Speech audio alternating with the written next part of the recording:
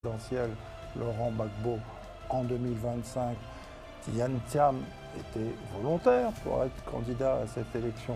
Parlons politique, voyons, là je viens de souligner les Nations Unies, puis il y a aussi la position des États-Unis, la position de la France, la position la Côte d'Ivoire ne vit pas comme une île déserte au milieu de l'océan, elle est entourée de voisins avec qui elle commerce, elle travaille, elle échange. Tout est encore possible, mais pour parler de politique. La seule chose qui a changé depuis hier soir, c'est que c'est plus la peine de parler du plan B. C'est pas la peine, c'est non. C'est clairement non. Mais vous me l'auriez demandé avant, d'ailleurs je l'avais dit ici, c'était non. Voilà. Simone et Yves Gbagbo, Awadon Melo, évidemment, lorgne le pactole de ce que peut représenter en voix le Front commun, c'est non, ils ne l'auront pas. Voilà. Moi, pour mon dernier tour de parole, c'est vrai, cette question du plan B, ce n'est pas nouveau. Depuis le début, le PDCI a dit qu'il n'y a pas plan B.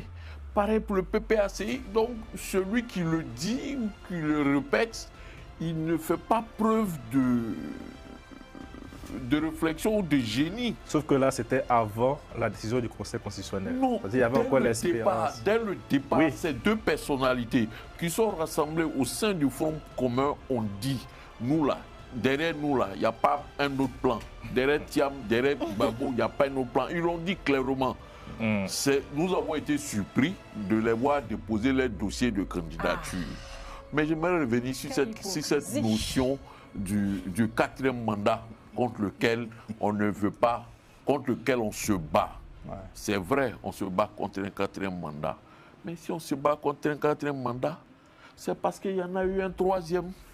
On a donné Monsieur le Président de la République le 14 juillet 2021 à Ouattara.